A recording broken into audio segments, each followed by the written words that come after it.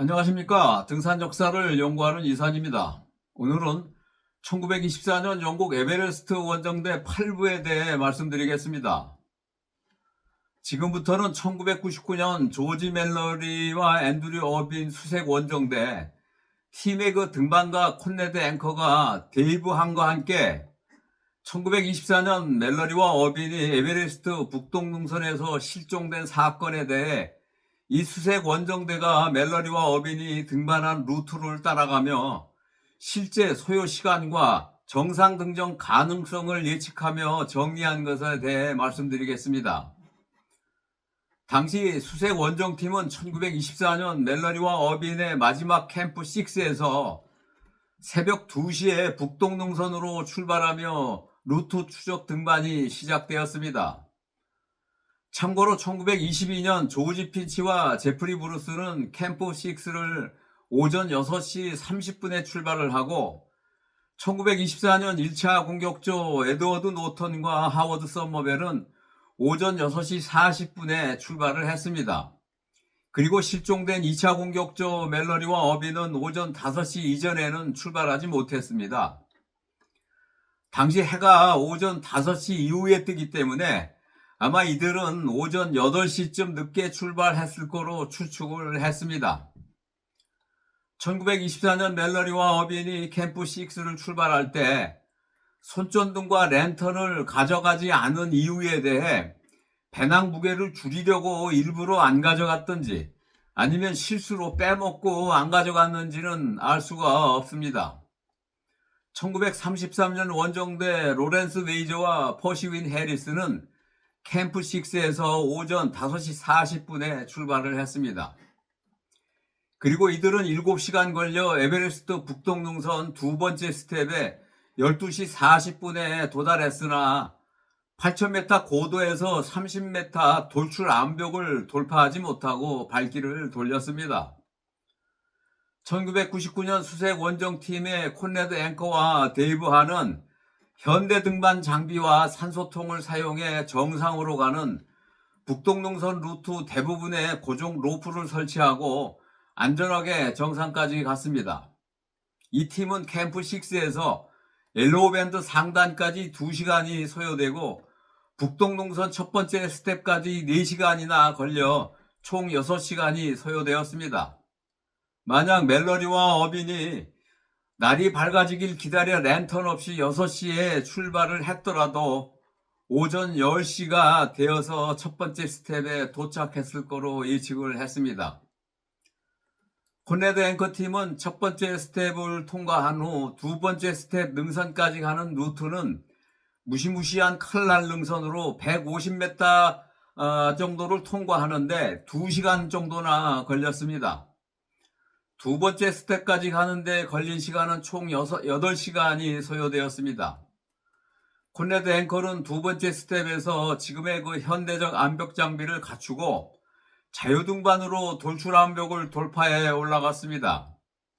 만약 멜러리와 어빈이 두 번째 스텝을 올라갔다면 실제로 얼마나 많은 시간이 걸리고 암벽 등반 기술이 가능했었는지 검증 차원의 그 등반이었습니다.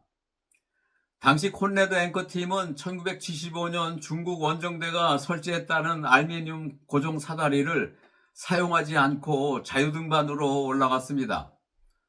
이들은 두 번째 스텝 돌출 암벽을 등반하면서 멜러리와 어빈도 비록 현대적 암벽 장비가 없어 매우 어려운 등반을 했겠지만 그렇게 불가능한 등반은 아니라고 생각을 했습니다. 멜러리의 그 암벽 등반 실력으로 1시간 정도면 돌파할 수 있다고 예측을 했습니다. 당시 두 번째 스텝 30m 돌출 암벽을 멜러리와 어빈이 자유등반으로 만약 돌파했다면 과연 몇 시간 만에 올라갔었을지가 의문으로 남아 있었습니다. 두 번째 스텝에 멜러리와 어빈이 올라섰다면 정상까지는 큰 장애 없이 체력만 가능하다면 정상까지 4시간 정도면 갈 수 있었습니다. 1933년 원정대 1차 공격조 로렌스 웨이저와 퍼시윈 해리스 그리고 2차 공격조 프랭크 스마이스는 두 번째 스텝 돌출 암벽에서 암벽 등반 실력 부족으로 돌파하지 못해 실패를 했습니다.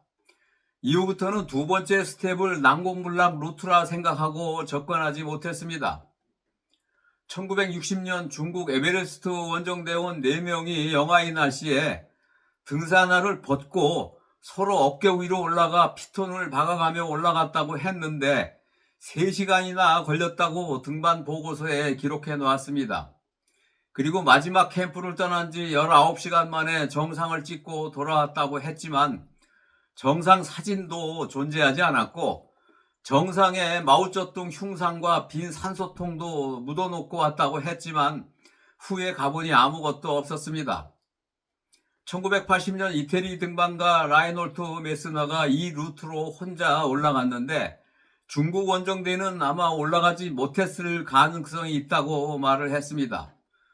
그 후 1975년 중국 원정대가 2차로 도전할 때는 알루미늄 고정 사다리를 두 번째 스텝 돌출 암벽에 설치를 하고 올라가 정상을 등정했습니다. 지금도 그 사다리가 설치되어 있습니다.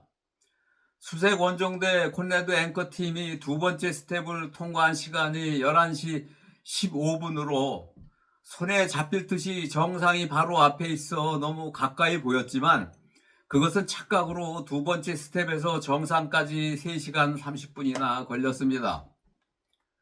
만약 멜러리와 어빈이 오전 6시 이후에 출발했다면 세 번째 스텝까지 오면은 오후 4시쯤에야 도착이 가능했습니다. 콘레드 앵커팀은 캠프 6에서 새벽 2시에 출발해 에베레스트 북동능선 루트로 정상에 오후 2시 50분에 도착했습니다. 총 12시간 30분 만에 정상에 도착했습니다. 콘레드 앵커가 추측하건대 멜러리가 정상에 갔다면 13시간에서 길게는 18시간 정도 소요되었을 거로 추측을 했습니다. 만약 멜러리가 오전 6시에 출발했다면 에베레스트 정상 도착은 저녁 7시 정도 했습니다. 이후 캠프 6까지 하산하면 4시간 이상 소요가 되는데 과연 에베레스트 정상에서 밤에 랜턴도 없이 야간 등반으로 그게 가능했었는지 의문점이 있습니다.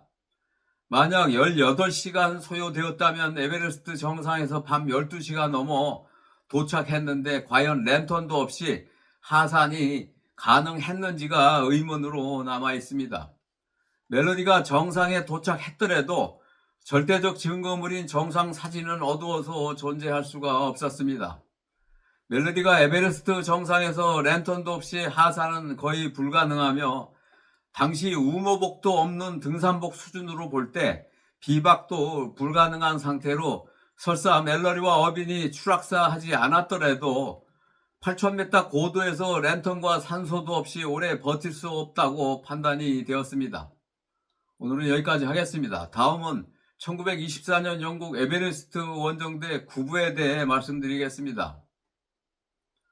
1924년 노엘 로데는 캠프 5에서 캠프 6로 올라가다 7,925m 고도에서 목격한 시간이 12시 50분인데 그 위치가 첫 번째 스텝인지 두 번째 스텝인지 아니면 세 번째 스텝인지 어느 시간대에도 맞는 시간대가 없었습니다.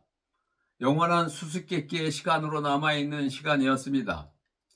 8,000m 고도 맑은 공기 속에서는 거리가 단축되어 보이는 효과가 있기 때문에 오델은 멜러리가 실제보다 정상 쪽으로 더 가까이 간 것처럼 보일 가능성이 있다고 합니다. 등산 역사에 관심이 있으시면 구독해 주십시오. 감사합니다.